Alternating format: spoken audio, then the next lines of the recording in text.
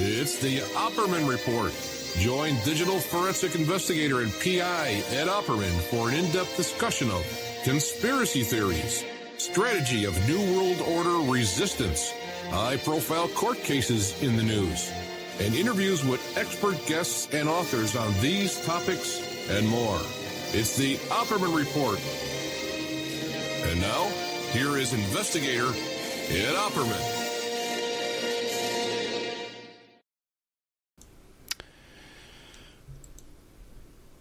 Okay, welcome to the Opperman Report. Let me shut that off there. I'm your host, private investigator Ed Opperman. And this show is brought to you by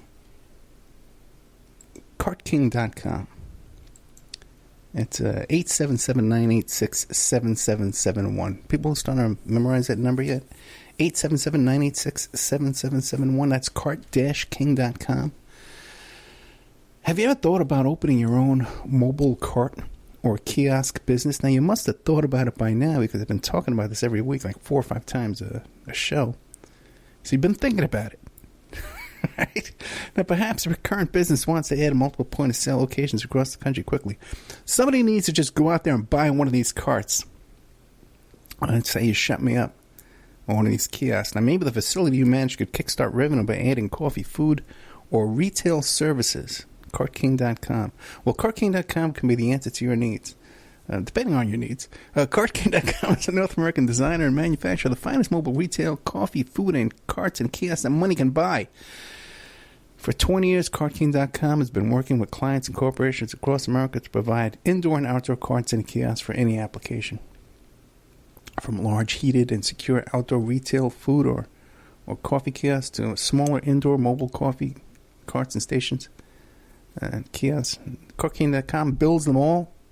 Carts and kiosks are fun, and so are the designs, the dozens of designs on the website. Check out the website at cart-king.com. You go to the website, you figure out what kind of business you want to be in, what applies to your business. They'll custom build it for you. They'll custom ship it for you. Ship it worldwide. CartKing.com, 877-986-7771. When you call them up, you tell them Ed Opperman sent you from the Opperman Report, and that's how you get a good deal. And we get like 90% off. Right?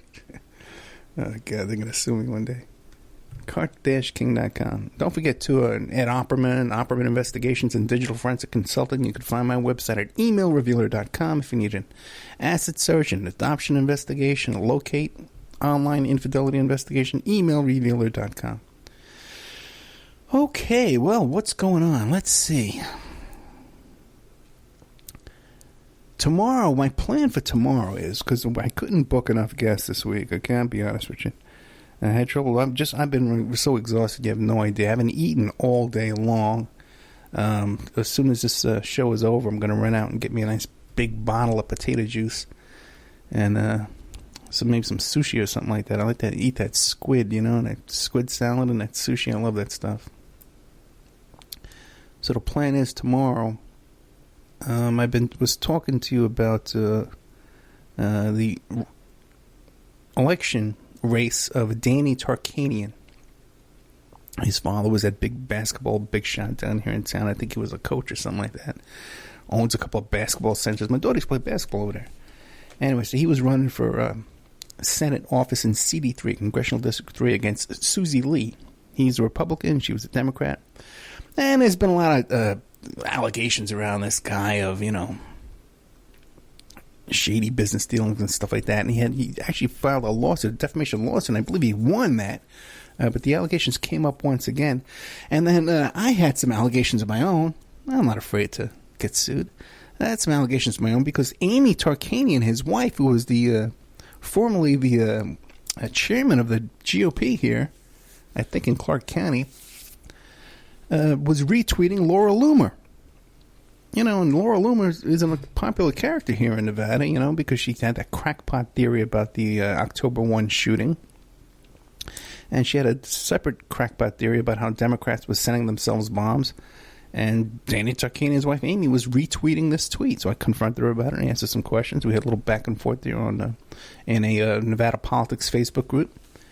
And so at her concession speech, The quote is must see. Danny Tarkanian's wife Amy gives emotional speech after her husband was defeated by Democrat Susie Lee in CD3 race. And it is some speech, man, where she's basically, telling Trump, you better do something about this. You better do something because we were loyal. And we're going to sue this one. We're going to sue that one. Oh, my goodness. And so I posted it on my Facebook. And since then, it's gotten like 80,000 views. So, not to end there, you're having fun. Might as well keep going. We put it in the members section so you can actually see the video. And I'm going to play the audio for you tomorrow night. That's my plan. And I'm going to play some audio, too, for you of Sandra Good, one of the Manson family murderers, who had a similar speech where she starts talking about how the state of California is going to burn to the ground because they convicted Charlie Manson. Thanks to our good friend Josh Brookshire. So tomorrow then I'll be playing that stuff and doing a little bit of talking for you. And then my plan is we're going to do this live. And I'm going to take some live phone calls.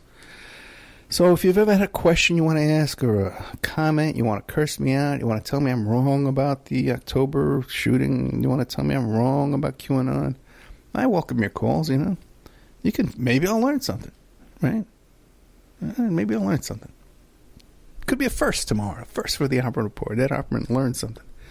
And so I'll be taking phone calls live tomorrow night. So if you have something you want to call in and say to me or ask me something, a little topic or whatever, we're going to do that.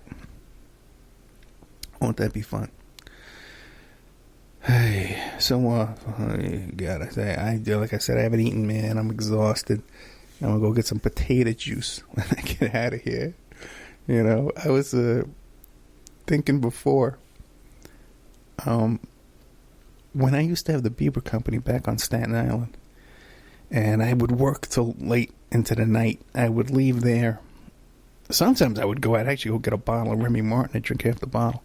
But what I would do is I'd go to this deli almost every night around the corner from my house, and I'd go in there, and there'd be a guy working behind a deli counter, and then the girl at the cashier. And I remember this young guy, Italian kid, handsome kid, and this pretty girl working behind the counter there. And I'd go in there every night, my suit and tie, and I'd get a little bit of food to take home. I'd get some beer, perhaps, a sandwich or something. The guy behind the deli counter would make me a sandwich, or I'd get cold cuts, a piece of chicken, whatever, and some salad. And I remember one night going in there, and I was just so tired, and I was so hungry. And in my head, I was thinking, I want something like a potato, like a baked potato with maybe like a twice baked potato with some cheese in there and some bacon bits on top of it. I just want a potato, And so the kid comes around the counter. Hey, what can I get for you, buddy? What do you have tonight? Pal, what's going to be, boss? And I looked at him. I was just so tired and I was so weak. And I just looked up at him. And my mind, I had a brain fart. And I just said, potato. And he looked at me like, what, was crazy? And I wanted to say to him, I want something like a potato. I just want something filling. Can you make a suggestion? But I couldn't even get that out. I just said it again. I went, potato. And he just breaks out cracking up. And the girl at the cash register, she's cracking up too. But I composed myself and I explained to him that, I was just so exhausted. I just wanted some kind of potato. But that's how I feel tonight. Just exhausted and really wiped out, man. Another day, another miserable day, another miserable dollar. I give you 7 hours of content each week. And last week we made about $30 for the whole week off of this show. That's not even $5 an hour. And when you consider all the work prepping and all the stuff, all the work that Shane does, all the work we do here on the show. So if you want to support the show, you go to our members section at OppermanReport.com. I have some new content up in there. I just did an interview with Pierce Redmond that you can find in our members section. These new videos we just put in there. Some other documents, too, Shane was telling me he put up there. I sent them to him this week. And a lot of good stuff in there. So thank you so much. OppermanReport.com, become a member, or you contact me directly. I'll give you a discount, 13 months for $65. Hey, does anybody know a program out there, an organization that helps you fill out the forms for SSDI? I got a client right now who definitely she'll qualify for it right away, but I run into so many people who, they qualify for it for sure, and they're just in these dire straits in their life and down on their luck, and if I could just help them out, if I can get a little system down, helping people out with that would be a good. If you know an organization out there that helps that kind of thing. So, name of tonight's show was Another Couple of Guys with Guns. That was that. Another couple of guys with guns. So I was going to the dentist. Oh my God, I had like 7 visits because I went to the dental school to get one of those free dental cleanings, because I need that deep cleaning at the gum disease,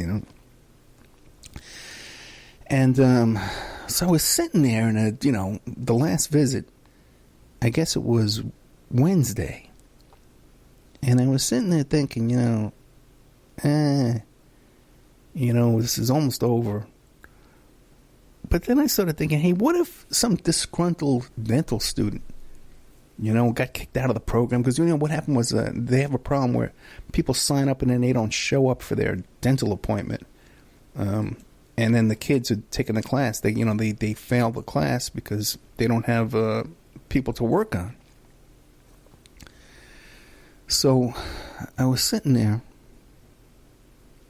and I started thinking, what if a disgruntled student who just got failed comes back with a gun and does one of these workplace shootings and starts shooting the place up? And I started thinking, this is a serious concern. Maybe I should look. And plus, too, it's really tricky in that building. When you come in and they take you over to your little dental chair there, you go through these winding hallways with unmarked doors, and it's kind of tricky getting in and out. And you can't even go to the bathroom by yourself. The girl has to take you there back and forth because it's so confusing. So I says, what? A guy comes in here with a gun. I couldn't even find my way out of here. What am I going to do? My goodness. What will I do? Well, I shoot me up with some more Novocaine. That's what we'll do. Oh, God, what a miserable time that is, man. So, and it was right that same night that we had that shooting in California at that country western bar. Right? Now, one question I got for you is, I'm watching this thing on the news. Why did all those guys have their shirts off? What was that about? There's all these guys in this country western bar. There's a shooting going on. I guess a little tussle, whatever. But somehow they just take their shirts off. And it was a cold night. Some people said, maybe they were using their shirts to as bandages, for people who were shot, gunshot wounds or whatever. I don't know, man. I don't know. It seems weird to me. If anybody out there knows, you want to call in tomorrow and explain that to me, I'd welcome that. I don't want to hear crazy theories. But, I was thinking, though, you got to admit, you never see one of those mass shootings at, like, the gun range. You think that would be a likely spot, a popular gun range. There's a gun in there. Yeah, everybody got guns. How come there's never any of these mass shootings over there? Or you never see them, like, at an NRA convention. Someone goes down to an NRA convention or something like that and shoots up the place. It's always like a school or a church or an office building or something like that, Now, and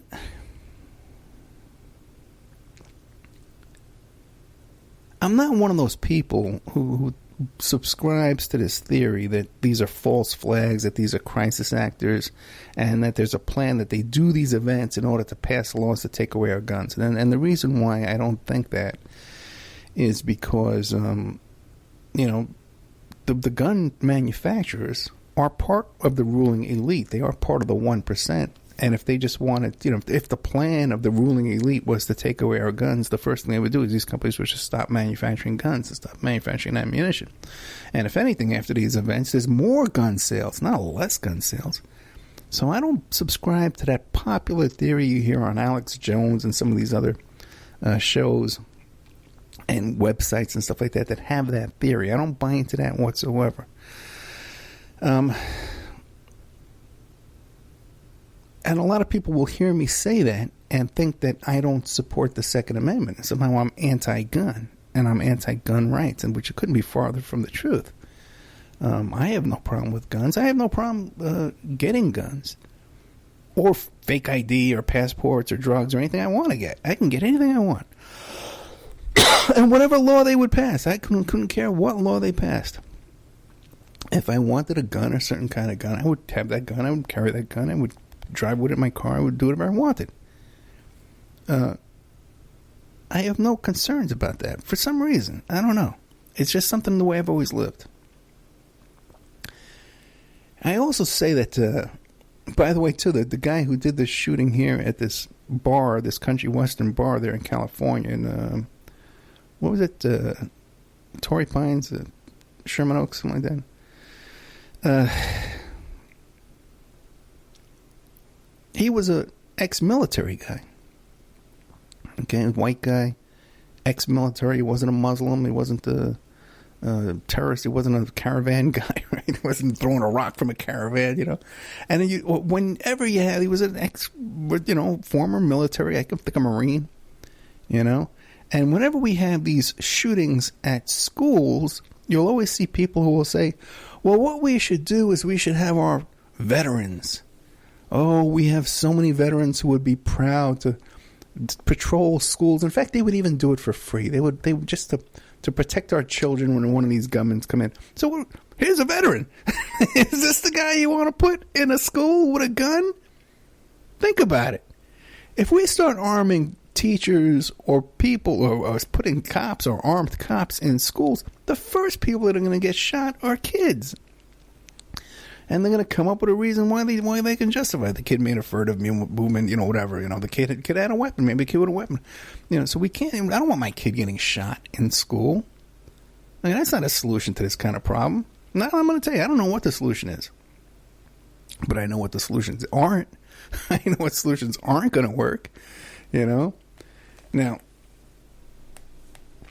another thing they were saying is that, maybe if the doorman, because the cop did show up. A cop showed up. A cop got killed at this mass shooting at this bar. And so some people says, well, if the doorman had been armed, because the doorman was unarmed, and if he had been armed, he could have stopped him right there at the door. Well, I don't buy that either, because once again, I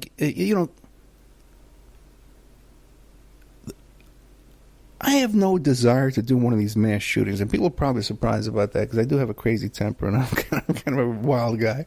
But I have no desire to go do one of these mass shootings, or shoot up a school, or shoot up a bar, or any kind of thing. Shoot up any place. Go up in a tower and start shooting people.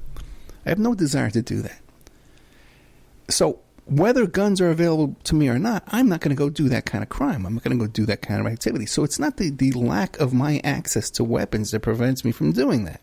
There's something else in my heart and my soul and my mind that prevents my wellness, my mental health, my faith in God, or whatever it is that prevents me from wanting that does not place that desire in my heart to go out and shoot people up. So whether I have access to guns or not, that's not the issue. Okay? And even if, let's say I did have that desire to do that. I'm on a mission. I got to go into a building and shoot up someone in that building. Okay? Well, I'm getting paid a lot of money to do it, whatever the reason is, right?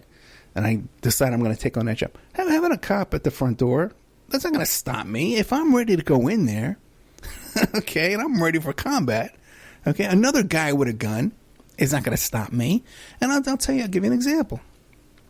I tell the story quite a bit, that when we were back in the old days down there at the Mexican border, down in Arizona and stuff like that, doing our fun stuff down there, when we would be out in the middle of the desert, one night we were driving along, me and my buddy, down there by Vail, Arizona, and we were driving in a car, pitch black. We're both wearing sunglasses. And I've got a bag in my lap, not in my lap, it was at my feet. I had a duffel bag with a whole bunch of cash in there and a .357 Magnum revolver sitting on top of that. And I had a beer can in my hand. I was drinking a beer. Well, you're driving out there, it's the middle of nowhere. This is back in the 80s, Different time, different place. Lawless time. And we get pulled over by the Border Patrol, pulls us over. Okay, and these two guys, they come up to the windows, they look in here and they see us, they see me, they had to see the gun, they had to see the beer, they saw the sunglasses, we know that. And they just said, okay, fellas, we're just looking for Mexicans. We're on our way. Okay? Because when you're out there, all right, these are just another couple of guys with guns. Cops show up, they're just another couple of guys with guns. We got our guns, they got their guns. We got a truce. They don't want any problem. We don't want any problem.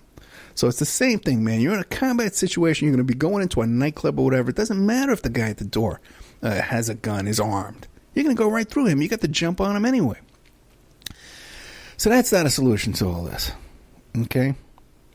And also, too, I can go back and I can tell you, I've told people the story many times about when I pulled a gun on those cops in my apartment back on Staten Island. Okay? And again, the same kind of thing. I was fighting with my girlfriend. Cops come to the door. They thought that I had somebody in the house I was killing. I was fighting with her over the phone. You know? And I had a gun on me. You know? They saw I had the gun. They turned around and left. Another couple of guys with guns. Okay? And you can see this for yourself, by the way. This isn't something routine. This is just an Ed Opperman's the most toughest guy in the world. If you watch this show, this live PD thing that's taking over the nation here, every now and then you see them. They pull over these real serious gangbangers that are real professionals, you know? And they cut away to someone. They're taking on some marijuana. People driving with their marijuana in their car and they're arresting them. And then they go back to the gangbangers and say, well, we let them go. Okay? And that's because there's a lot of professional talk back and forth between these professional criminals and these cops saying, hey, do you know so-and-so? Hey, do you know so-and-so? Hey, blah, blah, blah. Okay? Because somewhere down the line, someone gets an envelope every week. Okay? So that these people can continue their business. And that's why they get let go. There's another couple of guys with guns. Okay. Let's take a little commercial break here. Okay? Oops. You know what? I'm not prepared to do a commercial because, oh, yes, I am. I am prepared. Okay, let me set this up over here.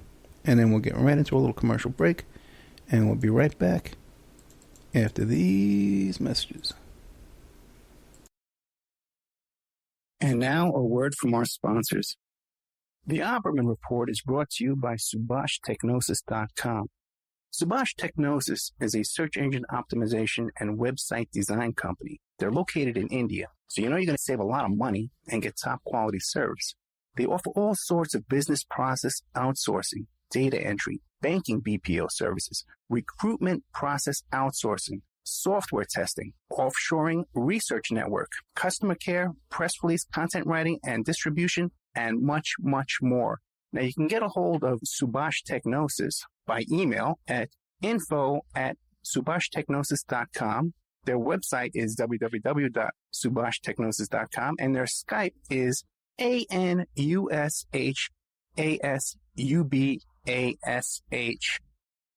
Check out CartKing.com, 877-986-7771.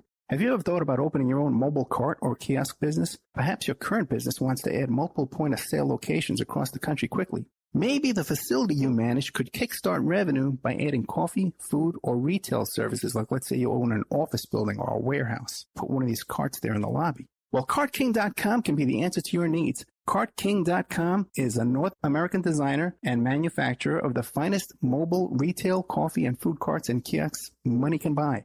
For 20 years, CartKing.com has been working with clients and corporations across America to provide indoor and outdoor carts and kiosks for any application. From large, heated, and secure outdoor retail or food kiosks to smaller, more mobile coffee kiosks or coffee stations, coffee carts, CartKing.com designs and builds them all. Carts and kiosks are fun, and so are the dozens of designs on the website, CartKing.com. Please visit today at CartKing.com or just call them at 877-986-7771. Tell them Ed Opperman sent you and you get a good deal. Remember, all these shows on Awake are brought to you by EmailRevealer.com. You can go to EmailRevealer.com and get a copy of my book, How to Become a Successful Private Investigator. You also do all the kind of different services for you. Online dating service investigations called an online infidelity investigation. And that's where you give us your husband or your boyfriend, your girlfriend's email address, and we trace it back to their online dating websites, and we return a list of all the dating sites that email is registered to. We can expand on that investigation and trace it back to porn sites, escort service sites, swinger sites, gambling websites, and even prescription drug websites, and all kinds of digital forensics, computer and cell phone digital forensics, where we can recover deleted content from an email or a hard drive and produce a report for you that you can use in court. That's emailrevealer.com, or you can contact me at oppermaninvestigations@gmail.com. Okay. Shut this off here. Welcome back to the Opperman Report. I'm your host, Private Investigator Ed Opperman. The show is brought to you by emailrevealer.com. Very eventful week this week here. By the way, too, there was another shooting in that yoga shooting. Remember that yoga studio shooting? That guy was one of those incels. Did you know that? These involuntary celibates. I'm still trying to get a guest on to represent those folks, but I guess they're too busy. They're not going out on dates or anything like that. But I guess they're a little too busy, shooting people up or supporting Trump. Every one of those incels, by the way, are Trump supporters. That should tell you something. Okay? Anyway, so that's very little, and they don't want to talk about that as a motive, What a fascinating phenomenon going on in our time. We've always had these kind of antisocial kinds of asexual nerd types, and here we have them lashing out, and shooting people up, and driving trucks into crowds, and the news not reporting on it, how does that factor into, by the way, these false flag Alex Jones theories, to take away guns, that they're using incels? It just doesn't, not quite. And also, too, some of these guys use trucks, too. So, again. So, we had right after the midterm elections, by the way, when Trump makes a speech, he called it the Midtown and midterm elections. I love that guy. Anyway, but right after this, man, all hell's breaking loose. He fires Sessions. By the way, Sessions sent in a resignation letter that was undated. Now, how that works is, he's presented that letter, months ago, possibly. And Trump had in his possession this resignation letter that he could pull out whenever he wanted to. Sometimes you'll go to all your employees and say, I want a resignation letter from everybody. I want to have it on file to use it when I want to get rid of you. And then he appoints this guy, Whitaker, to be the temporary head of the Department of Justice. While at the same time, out of the chain of command, it should be Rod Rosenstein who would step in there. And now Whitaker took over the Mueller investigation. Now, I'm not concerned with that because even if Trump were just to go all full-blown Saturday Night Massacre, there's enough charges that can be filed in New York State that I believe this problem would be dealt with. Now, I was thinking, though, because this popular theory that you hear repeated over and over and over again all day long on right-wing talk radio, these guys, Sean Hannity and Wayne Allen Root, and it's going on and on, the same thing every day. And the theory is that Trump's an outsider, and he's going to drain the swamp, and the deep state has been conspiring since before the election to take down Trump, rig the election, and frame Trump, right? And that Trump's been cleaning house of the FBI and the DOJ is getting rid of these guys like Strzok and Lisa Page and Comey and this whole long list of people. You see QAnon will have a whole list of people forced to resign, power taken away, fired, blah, blah, blah. There's a whole list because Trump is draining the swamp of these deep state operatives in the FBI, and also to the CIA is involved, and Brennan's involved, and the media's involved. Everyone's all involved in his big giant plot to take down Trump. And the way this plot works, okay, is that the plot works. The idea is that they came up with a scheme to frame Trump with Russian collusion. Now, at the time they came up with this scheme and this is based on a phony, dodgy dossier by Christopher Steele and a FISA warrant against Carter Page, who has his own business going on. Anyway, so this whole theory is that they were going to frame Trump with Russian collusion. Okay? And then there's another theory that, and then again, I don't know what happened to this theory now, because the QAnon group has a theory that Sessions all along has been working with Trump secretly, and Mueller's working with Trump secretly, and there are about to be mass arrests, and people sent to Gitmo and military tribunals, and Hillary's going to get arrested, and Obama's going to get arrested, and everything we see is a big trick, and Sessions and Mueller are really on Trump's side, and the investigation is really against Hillary. That's a whole bizarre theory that some people have to seriously believe. But the people like Hannity were a step away from these kind of nuts, still nutty themselves, but a step away. People like Hannity and Wayne Allen Root and all these people you hear, all day long. Their theory is that there's this deep state coup using the Russian collusion to take down Trump. They're framing him with Russian collusion. And we have text between Lisa Page and Peter Strzok, and they have an affair, and they talk about insurance policies, and it all makes sense. But the problem is with that theory is, first of all, at the way back then, they didn't know about Roger Stone meeting with the hacker. They didn't know about Roger Stone having meetings and conversations with the WikiLeaks and Julian Assange. They didn't know about Julian Assange sending messages to Trump Jr. talking about, hey, release your tax returns through me, and I want an appointment. I want to be able to ambassador to Australia. All these conspirators had no idea about any of that. We know they didn't, because it's not in their texts and emails going back and forth. All the stuff they're using to convict them, we're not seeing any of that stuff in there. They didn't know about this meeting at Trump Tower, about the adoptions and all that. None of that. They didn't know about this stuff back then.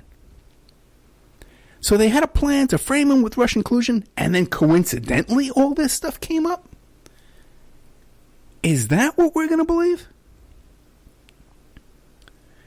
And that this whole big plot, the FBI, the media, the CIA, we're all involved in it. And not that Trump's a crook and incompetent and a pervert. Oh, no. He's some kind of good guy, despite everything we know about his character. No, he's a hero, and all these other characters are framing him.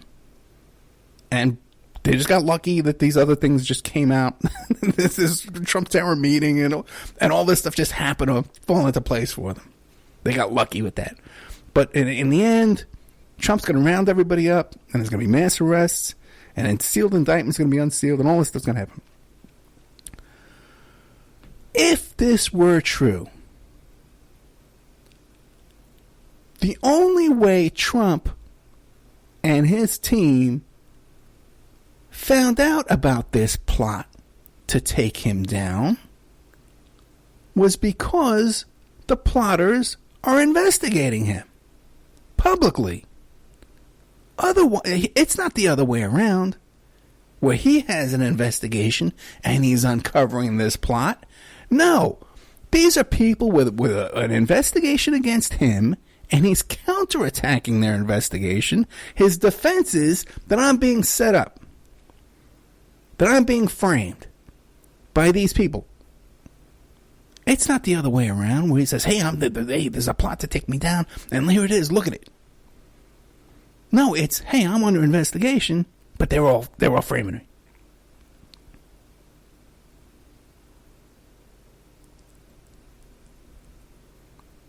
Even though they didn't know at the time all this stuff. And he would never know that they were framing him unless they were doing this investigation of him. That's how he found out that they're framing him. Do you follow what I'm saying here? And at the same time, he doesn't want to cooperate with their investigation. He's not willing to be interviewed by Mueller. He's fighting that. They want written down questions, all the stuff like that. None of that makes sense. None of that is logical. And call me up tomorrow and explain to me how that works. How there's this big plot to take him down, but coincidentally, all these other things we find out later on, all these people plead guilty. Flynn, Papadopoulos, what's the other guy? Manafort. what's his name? Stone just admitted, yeah, I met with the hacker. Yeah, he wanted $2 million for the emails. So we got all that. And Trump's not the one leading this investigation. He's just making accusations against the people investigating him. It's totally ass backwards. This bizarre theory is totally ass backwards. Okay. Let's see what's coming up next here. Well, there's a fascinating report out. There was a whole big story, last week right before the election, the midterm elections, or the midtown elections, as you like to call them. That's the caravan, the invasion, right? The invasion coming up. And by the way, the guy who sent those bombs, that guy, the mail bomber, he used the same phrase, man. The Trump used, we're being invaded. Was it him? Oh, no, that was another guy. Powers. What did Powers do? Powers was just shot something up, but what did he do? He was another guy that they shooting things up. He might have been the incel guy. Who knows, man? I can't even keep track of all this stuff anymore. But it comes out. Let me see if I can find exactly who this is that came out with this report. The military that was sent down to the border down there to prevent this invasion caravan came out with a tactical report of how they were going to, a PowerPoint of how they were, training their troops, how they were deploying their troops down there, and what their concerns were. And in this official PowerPoint report that they conducted, they say in their own report, and I posted a copy of it to the my Facebook page, they say in there that they're not concerned about any combat or conflict with the caravan people, with the refugees. They're not concerned about that. But what they are concerned about is these 3%er militiamen that are coming down to the border, because they says, you know what? When we've dealt with these people down there at the border before, they've stolen our equipment. They've stolen our supplies. These patriots, these 3%er patriots that are going down there to defend our border from these refugees, possibly rock-throwing refugees, who are going to be shot on sight by, according to Mr. Trump. But then when the Joint Chief of Staff came out, he says, oh, no, we're not going to be engaging with these refugees whatsoever. We have no intention to engage with these refugees, no matter what the president says. And then when they have their deployment instructions there, they're being told, well, don't worry about the refugees. Worry about these 3%ers because they steal all our equipment. How do you like that? It's so freaking hysterical that when you see these stories in the news, but when you actually look into them and see what's really going on, man, it's like, it's all crap. Another one was, I think I talked about it last week, but this other one, this news story that came out that was being plastered all over the place, was that accuser, Kavanaugh accuser, admits she made it all up. So everybody turns around and says, oh, look at that. You see that? Baisley Ford, she made it all up. It was in this article. And it had nothing to do with her. It had nothing to do with any of these known accusers who did affidavits and testified before Congress and gave statements. None of those people. They're talking about that article is about someone who sent an anonymous letter to Congress and then later on admitted they made it up. Nobody even knows about that letter. Okay, that has nothing to do with any of the accusers that are publicly in the paper, any of that kind of stuff. It's a totally different accuser, an anonymous accuser who admitted that she made it up. Admitted that her accusation was fake. All right, let's take a little commercial break here, and we'll be right back after this. What am I going to talk about after this? I got a whole other topic here for you, and we'll be right back after these messages. And now a word from our sponsors. The Opperman Report is brought to you by SubhashTechnosis.com. Subhash Technosis is a search engine optimization and website design company. They're located in India, so you're going to save a lot of money and get top quality service. They offer all sorts of business process outsourcing, data entry, banking BPO services, recruitment process outsourcing, software testing, offshoring, research network, customer care, press release, content writing, and distribution, and much, much more.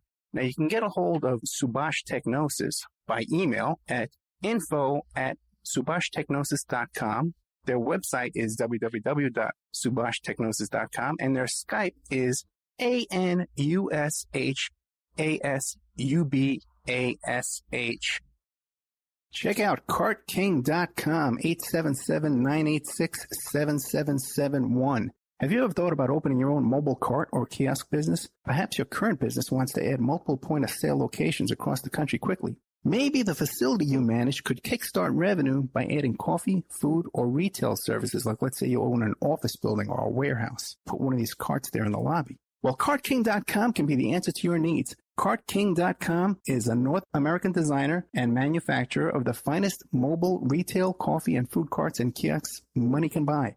For 20 years, CartKing.com has been working with clients and corporations across America to provide indoor and outdoor carts and kiosks for any application. From large, heated, and secure outdoor retail or food kiosks to smaller, more mobile coffee kiosks or coffee stations, coffee carts, CartKing.com designs and builds them all. Carts and kiosks are fun, and so are the dozens of designs on the website, CartKing.com. Please visit today at CartKing.com or just call them at 877-986-7771. Tell them Ed Opperman sent you and you get a good deal. Remember, all these shows on Awake are brought to you by emailrevealer.com. You can go to emailrevealer.com and get a copy of my book, How to Become a Successful Private Investigator. You also do all those kind of different services for you. Online dating service investigations called an online infidelity investigation. And that's where you give us your husband or your boyfriend, your girlfriend's email address, and we trace it back to their online dating websites, and we return a list of all the dating sites that email is registered to. We can expand on that investigation and trace it back to porn sites, escort service sites, swinger sites, gambling websites, and even prescription drug websites, and all kinds of digital forensics, computer and cell phone digital forensics, where we can recover deleted content from an email or a hard drive and produce a report for you that you can use in court. That's emailrevealer.com, or you can contact me at oppermaninvestigations@gmail.com. Okay, welcome back to the Opperman Report. I'm your host, Private Investigator Ed Opperman. Oh, boy. You know, a lot of times I'll do a show like this. I dread getting up tomorrow because when the shows go up on YouTube, all these YouTube fans, they don't understand what I'm talking about, and they just leave these horrible, insulting comments, and then you have this crew of stalkers who create new YouTube accounts each week. They got no followers. They're just brand new accounts and pretty much say the same thing every week. These comments. I'm tempted to just turn the comments off. But one of the comments I get all the time is that, well, Ed Opperman is a Democrat. He's just a Democrat. He's a Trump hater. And he's just spewing Democrat talking points. Now, I'm not a Democrat. I'm not even a liberal.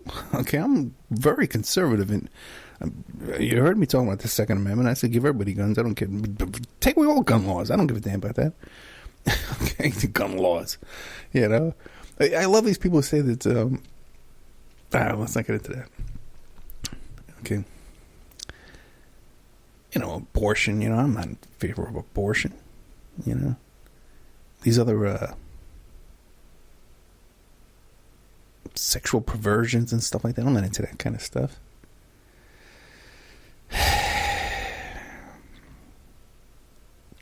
I'm certainly not for a bloated defense budget. I would cut that 90% down. But I'm also a socialist. Okay, I believe in socialism, economic socialism, where the workers benefit from the fruit of their labor, 100%. That there's no one leeching off them, no stockholders, no owners, leeching off the back of the workers. If you want to eat, you work. It's in the Bible. Now,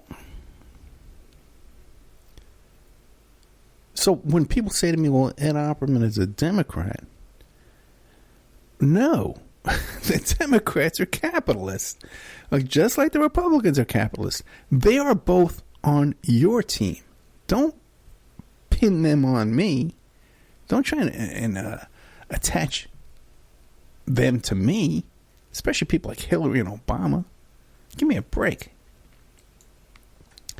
And then you say, well, what about, Bernie's a socialist, caucuses with Democrats, and Ocasio-Cortez, she's a socialist. No, these people aren't socialists. They have some kind of a new fangled theory of, free healthcare and free college. But that really is not what socialism is. Socialism is where the workers control the factory, or the state will own the factory, and that there's no stockholders who can amass all this wealth without working.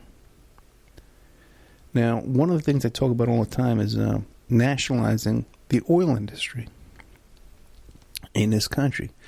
So when people say to you, well, Ed, you want to give away free medical care, which I firmly believe in, if we're able to fund a military budget to prevent the Chinese and the Russians from coming here and shooting us, okay, in order to save our lives and protect our lives and our way of life, we should be equally concerned with illness and disease and addiction and mental illness,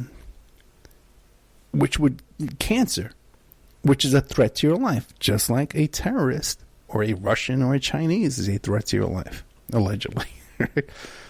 So we should be putting the same amount of effort and funding into protecting your life as we claim that we have a big military budget to defend your life. Which we obviously don't need the big military, but whatever. So one of the things I always say, well, how do we pay for these things? How do we pay for an education? How do we pay for mental health care? To treat addictions and to treat illness and bad diet and all these kind of things. How do we pay for that? That's what they always say. No one ever says, how do we pay for that military budget? How do we pay to go to war? How do we pay for that? But when it comes to something that's going to benefit you and me, they say, well, how are you going to pay for that, Ed? Well, I'll tell you how we're going to pay for that. And I've always said, well, what we do is we nationalize the oil industry. And I always said, well, there's other countries who nationalized their oil industry, for example, Venezuela, and gasoline was 10 cents a gallon. In Kuwait, they have nationalized the oil industry, and gasoline is free. People just drive up and fill up their tank. It's free. Right? But in America, the oil industry is owned by private citizens and corporations, public corporations. And even though, in order for them in Oklahoma and Texas and Pennsylvania and all these places, in order for them to create the gasoline, they have to drill into the ground, into the earth, into the country of the United States of America, right? And, suck up that oil, and refine it and sell it. So they're taking a natural resource that's also a national resource, and they take this oil that's under your feet and my feet equally, and somehow they get to own it. Okay? And then they sell it back to us. Now, how is that correct? How is that fair? That they're going to take a resource that belongs to all of us, pump it out of the ground under my feet, and sell it back to all of us. And in the United States, the oil industry is a $200 billion a year in profits. Right? So I said, why don't we nationalize the oil industry? And that money would go to the $200 billion is a lot of profit, right? It could go to fund education and health care and all kinds of things. And it could be done in different ways where the price of gasoline is drastically reduced, and that would spur the economy and all this kind of stuff. Or it could just be put into a fund, to pay for these kind of things. So I started looking into this, and I says, well, how many other countries out there have a national oil industry or is privately controlled? And I figured, it's probably about, 40% out there are national oil industries and the rest are privately controlled. 40, 60, I figured. No. You know what I found out this week? Again, by the way, it's very hard to find out these kind of things because this is a big business. There's a lot of money involved in this. Like, they want to keep this quiet, okay? And you're not going to find anybody else out there talking about this kind of stuff because either they can't figure it out or, they're paid off. 75% of global oil production is controlled by national oil companies. 75%. And national oil companies control 90% of all proven oil reserves. We are in the minority. The United States of America is in the extreme minority of countries that do not benefit from their natural resource and their national resource. That is oil, a natural resource that is under the ground of our country. We're one of the only countries on the planet that we don't all share in that benefit from that resource. That a tiny fraction of our population is cashing in on that $200 billion a year in profit. Now that's $200 billion a year in profit. And I started doing some math, and I divided $200 billion by 350 months. Says, well, how much do we all get by this? And that figure is bogus. There's no way they're only making $200 billion a year. It's got to be like $800 billion a year, because I know how much I pay on gas and oil and heating and my gas, natural gas. No way. But when you're making $200 billion a year and you're filling out your tax return, are you concerned with the IRS auditing you or arguing with you what you put down on your tax return? And just think, too, that $200 billion a year, right? How much money, okay, in that whole pie there goes to paying lobbyists and who knows what they're writing off as expenses, but we know they're writing off lobbyists. And by the way, too, these oil industries too, they pay no tax. They also they get subsidies, they get all kinds of government benefits. All that gets wiped out. So we're not looking at $200 billion a year. We're looking more like $800 billion a year that we all get to cut up. That could go toward health care. That could go toward education, roads, bridges, jobs. But instead, that money's going to a very, very, very small percent of the population that usually didn't even buy that stock. They inherited that stock. Through inheritance. And I'm going to do a whole show about inheritance tax, too, by the way, too, as well in the future. But for now, today, I just want to look into this business with the oil industry, man.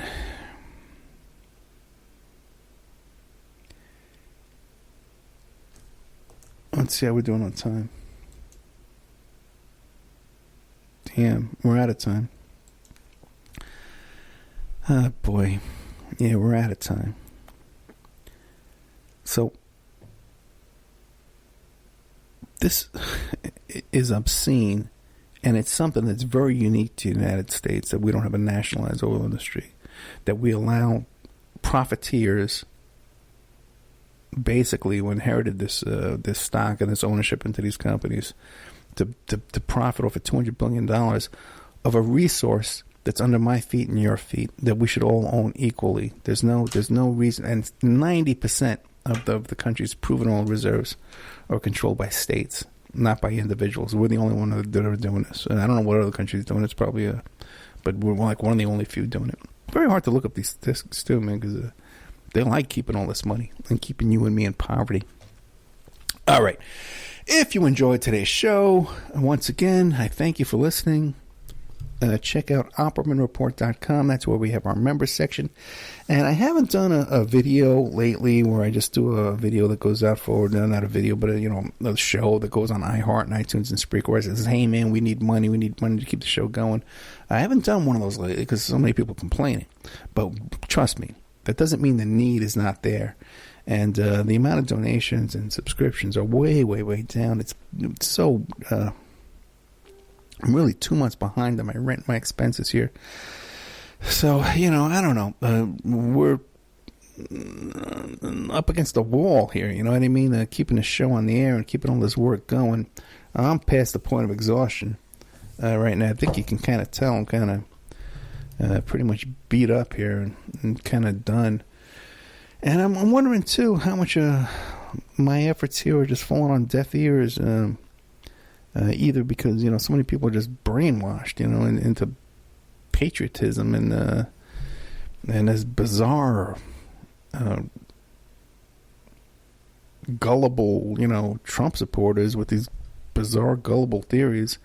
And I'm up against other hosts and shows and programs and stuff like that are getting huge funding by the Mercers and the Koch brothers and all this kind of stuff that I can't compete with them. So I'm working for you, I'm working for you. I think you like my work. I know a lot of people tune in week after week after week. I know that.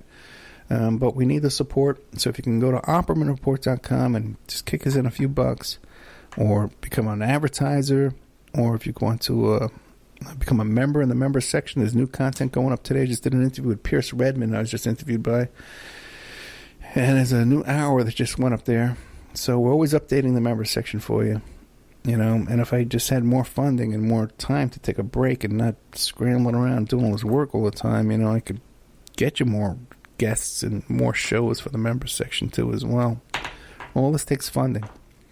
So once again, thank you so much. I really do enjoy doing the best I can for you here and sticking my neck out for you. But I definitely do need the support as well. So if you can help us out here and chip in a few bucks once in a while, that would be a great blessing for us here. Thank you so much. Coming up next is Pierce Redmond.